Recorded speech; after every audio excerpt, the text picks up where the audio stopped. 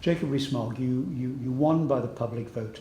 Why do you think that you are so popular and able to capture young people to follow you while other MPs might not be quite so successful at it?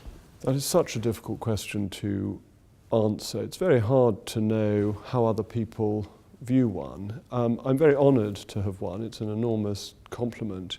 And what I do is stand up for what I think and put it across as well as I can, and hope that people will at least listen to what I am trying to say, the political arguments I'm trying to put across.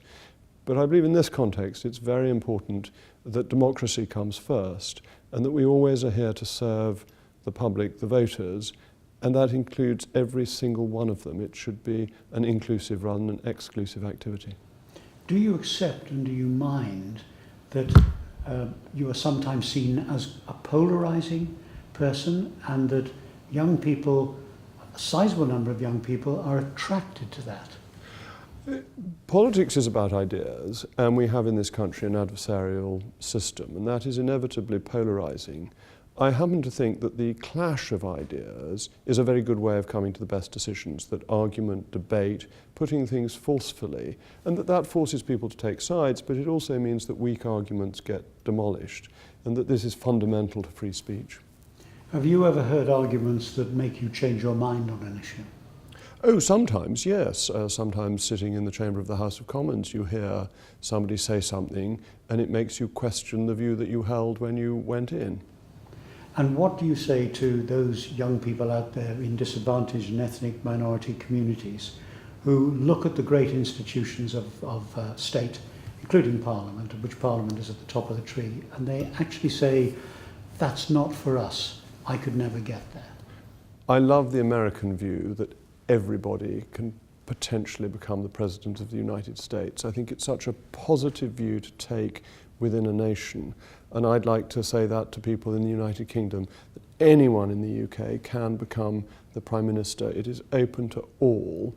And that if you get involved, then you can make the decisions that put your political beliefs first and foremost. You can get the democratic mandate. So it is genuinely here for everybody. And has doing that become easier over the last few years? Oh, unquestionably. I mean, if you take a historic perspective, up until the beginning of the 20th century, women didn't even have the vote. If you go back into the 19th century, only landowners had the vote. So many, many poor people are now included and welcomed into politics. I think the political parties have got much better at welcoming people in. What do you particularly feel was your contribution in helping ethnic minorities and disadvantaged people in your constituency? Well, my constituency is not the most diverse constituency in the country, but my general belief is the equality of everybody within the country, that all my constituents are there for me to work for, to represent, to be a champion for, and it's not for me to differentiate on their backgrounds. Indeed, their backgrounds aren't in this sense of interest to me, that I'm there to represent everybody.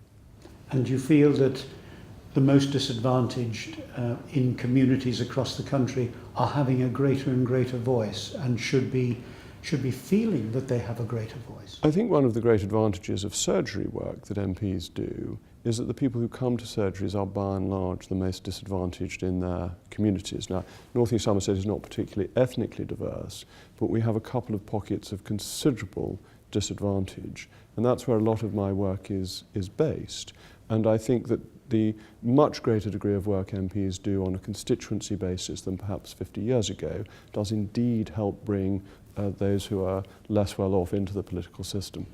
What advice would you give to would-be patchworkers who have maybe seen some of their peers get into government jobs, get into jobs with the police, and so on, at a time when others in their community are thinking, that's not for me, I can never do that? How encouraging do you think it is for patchworkers basically to be there encouraging others in the ethnic communities? I'd really encourage them to get involved, to throw their hat into the ring.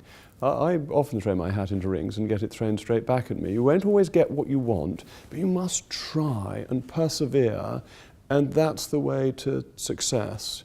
and that people who push at the door will find that it will open for them, that there is a great welcome for people coming into political parties. And how do you get involved? Well, you decide which party you support, you join it, you start doing things for it, you apply to be on the candidates list, you stand for Parliament. It's a relatively straightforward process, but it requires a lot of perseverance. And if during that process you have several layers of pushback and you feel I'm failing at this, I'm not getting there, should you walk away and go somewhere else, or is that part of the learning curve? You should keep going. People often think that somebody like me just got straight into Parliament when I first thought about it and that all doors opened. And I make no bones about the fact that I've had a very fortunate upbringing. But actually becoming an MP was not easy. I applied for many, many seats before I was selected for one that I could win. I stood in a couple of seats that I didn't win. It's not easy for anybody to get into Parliament, very few people. And therefore I would encourage people to remember that. And though once people have got in, it looks as if their progress was inevitable, that's not what you think when you're 25, 35 and you are still applying and not getting anywhere. So it's worth remembering that people who have got in have not necessarily had the red carpet laid out for them. And your judgment on the role that Patchwork has played in encouraging a greater rapprochement and coming together between minority communities and Parliament and the whole process of government? I think Patchwork is an absolutely brilliant organisation. I was so impressed. My involvement with it was entirely accidental, that I was walking past a committee room. The Secretary of State, who was about to speak, was late, and I was collared and asked if I would speak to a group from Patchwork. And it was really inspirational to see people who were interested in getting involved in politics and were being helped, were being shown the way. It can't be done for people, but they can be given a helping hand to get them in the right direction. So I'm full of admiration for the work Patchwork does.